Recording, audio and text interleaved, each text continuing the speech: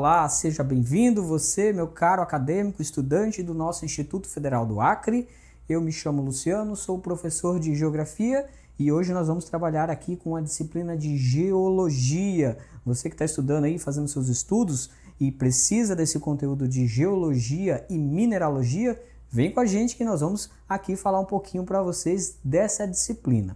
Para início de conversa, para a gente discutir todo esse aparato do que é a geologia, por que estudamos a geologia, precisaremos fazer aqui um resgate histórico de onde surgiu essa ciência e como essa ciência se transformou em uma ciência fundamental para entendermos o passado, a origem do nosso planeta e até mesmo alavancar a economia de alguns dos setores mais promissores da atualidade, seja da mineração, seja do setor petroquímico, seja da engenharia e construção. A geologia ela permeia por todos esses setores, tá bom?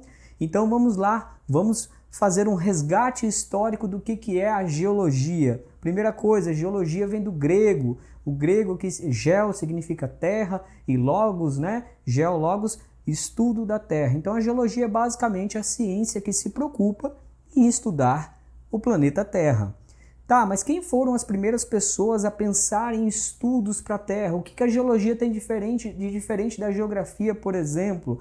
A geografia, ela se preocupa com o espaço geográfico. Já a geologia, ela se preocupa principalmente e primeiramente com os eventos geológicos, ou seja, os estudos lá dos primórdios da Terra. Quando a gente fala de primórdios da Terra, nós estamos falando exatamente da formação do nosso planeta. E para explicar a geologia, para falar de geologia, você precisa compreender uma outra coisa, o tempo. E o tempo na geologia, ele é diferente do tempo que nós conhecemos. Nós vivemos no tempo histórico, atuamos neste tempo histórico, vivemos aí dezenas de anos, às vezes até um século. Os nossos acontecimentos históricos eles são datados em décadas e séculos e até milênios, quando são mais antigos. Por exemplo, o surgimento de um império lá no passado, há séculos atrás. Já o tempo da Terra, a gente não trabalha com séculos e nem com anos. Nós trabalhamos aí, portanto, com milhares, milhões, bilhões de anos. E na geologia, isso nós chamamos aí de eras e períodos. Dividimos esse tempo todo em eras e períodos. Como assim? Nós temos as eras, que são os períodos maiores, e dentro dessas eras nós temos pequenos períodos. Eu vou deixar aqui para vocês uma tabela que é bem básica, que a gente vê nos livros de geografia, essa tabela que fala sobre as eras e os períodos, que mostra ali desde o pré-cambriano, ou seja, do momento do surgimento do planeta Terra, até o período quaternário, o Holoceno, onde se encontra o surgimento, por exemplo, do Homo sapiens, a nossa espécie humana, o desenvolvimento do ser humano, tá bom? Bom, e aí vamos lá para o resgate histórico. Como assim? Quem foi o cara que pensou que a Terra tinha bilhões e milhões de anos e que as espécies que viveram e vivem na Terra vieram de ancestrais e como que as rochas se comportam no nosso planeta? Foram várias contribuições de vários cientistas ao longo da história, de vários pesquisadores e de curiosos. Lembrando que para a humanidade as rochas elas sempre foram muito importantes, porque é basicamente das primeiras ferramentas humanas que se usa é justamente facas, machados, facões, vasilhas feitas com rochas. Essas rochas foram fundamentais para a evolução da espécie humana. Estudá-las foi apenas um suprassumo daquilo que nós já conhecíamos. Quantas vezes nós viajamos para regiões muito antigas, cidades muito antigas, e a gente olha aquelas construções tão imensas, tão imponentes, que foram construídas há 2000 anos, há 1000 anos ainda de pé. Todas elas construídas com muita rocha. E lá atrás, os gregos, que nós temos registro, é claro, porque não foram só os gregos que estudaram, mas lá atrás os gregos, o Xenófanes, um grego ali que vivia naquela região há mais de 540 anos antes de Cristo, ele começa a fazer os primeiros estudos, datações e observações sobre os fósseis na região em que ele vivia. Ele começa a estudar, a analisar, a perceber ali os fósseis que estavam cravados nas rochas. As rochas, elas funcionam hoje basicamente como uma crônica da idade e da vida da Terra. Aristóteles também, outro grego, ele vai falar sobre os vulcões, sobre os terremotos, e ele vai trazer algumas explicações, algo semelhante como ventos que sopravam do interior da Terra, que eram responsáveis pelos terremotos e vulcões. Não são ventos, nós sabemos hoje que não são ventos, mas que faz um certo sentido a ideia que Aristóteles tentou propor ali naquele momento. A geologia, ela vai mudando conforme a tecnologia. Com o avanço tecnológico, nós temos hoje muito mais informações, muito mais precisas do que há 30, 50, 100 anos atrás. E aí o Empedocles, acho que é assim o nome desse outro grego, junto com o Plínio, os dois vão fazer ali alguns relatos, caracterizações sobre os vulcões Etna, na Itália, e o Vesúvio, também na Itália. O Vesúvio, aquele responsável pelo massacre de Pompeia. Vocês já devem ter visto, vou colocar aqui as imagens das pessoas mumificadas no processo de erupção do vulcão Vesúvio, que ocorreu em Pompeia há muito tempo atrás, em que as pessoas foram petrificadas quase que instantaneamente devido ali a uma nuvem piroclástica, assim chamada, durante a explosão desse vulcão, tá? E aí nós vamos ter o Abraham Werner, que ele vai trazer ali uma contribuição sobre os estudos das rochas. Olha, o que acontece aí, gente? Até o século XV, nós não temos muitos estudos a respeito da idade da Terra, tá? Até o século XV nós vamos ter poucos estudos. Por que isso? Lá, se você estudou história, lembrou ali daquela parte histórica, durante esse período a igreja tinha muito poder e como qual instituição de poder fiscalizavam as pesquisas que nós tínhamos nas ciências como um todo. Então esse ramo da geologia ele só vai ganhar fôlego lá no Renascimento, né? Quando a igreja começa a perder o poder e aí as ciências começam a aparecer com mais intensidade. E nesse renascimento, alguns outros estudiosos, cientistas, pesquisadores vão trazer contribuições primordiais.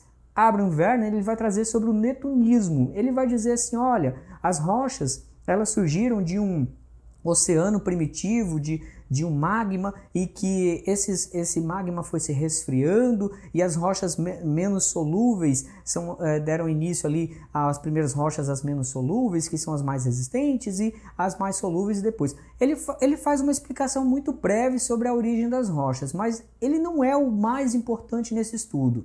O cara mais importante, que inclusive a gente vai discutir sobre as suas contribuições mais adiante, é o James Hutton, acho que é assim que fala, tá? O James Hutton. James Hutton ele vai propor o plutonismo, e daí vem inclusive as rochas plutônicas. E ele vai dividir a origem das rochas em 3 diferentes rochas: as rochas magmáticas, as rochas sedimentares e as rochas metamórficas. Tá, o que são rochas magmáticas, o que são rochas sedimentares, o que são rochas metamórficas? A gente vai chegar nisso lá, tá? A gente vai estudar só sobre essas rochas, mas só para vocês entenderem que o James Hutton, lá atrás, tá? Ele vai fazer esse estudo e vai chegar a essa confirmação de que existem 3 origens principais das rochas. Ele vai propor também o ciclo das rochas, semelhante ao que nós temos o ciclo da água, tá? O ciclo das rochas. O que é esse ciclo das rochas?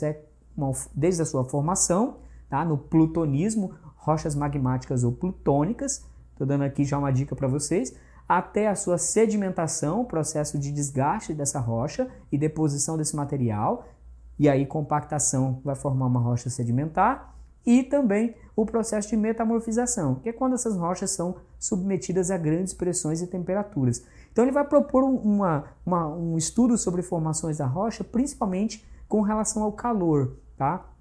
Que as rochas vão ter propriedades diferentes, densidades diferentes, resistências diferentes, de acordo com o calor, tá? De acordo com o calor ali que elas estão submetidas e a pressão também. E ele vai propor uma outra questão também, que é o uniformitarismo com relação aos estudos da rocha. Olha que interessante. Ele vai dizer assim, olha, o que acontece geologicamente hoje é a chave para entendermos o passado. Como assim? Lembra que eu falei aqui no começo, bem no comecinho eu falei, olha, as rochas são a crônica da vida na Terra. O uniformitarismo ele traz um pouco disso, ele vai dizer que os eventos geológicos atuais que nós conhecemos, eles são eventos, tá, que no passado aconteceram iguais. Claro que essa ideia não está totalmente correta, mas foi uma chave, uma abertura muito importante para os estudos da geologia. E aí a gente vai chegar num outro camarada, Charles Darwin.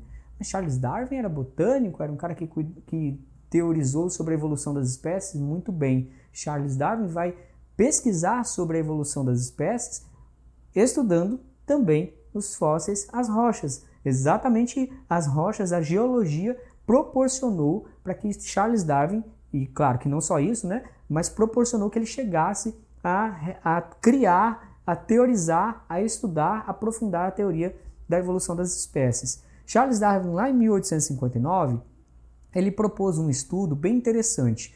Um rio lá no sul da Inglaterra, ele tinha uma região ali de um vale no sul da Inglaterra, e esse vale ele estava totalmente sedimentado, e ele foi fazer ali um estudo para verificar quantos milhões de anos aquele rio demorou para sedimentar aquele espaço, aquela rocha.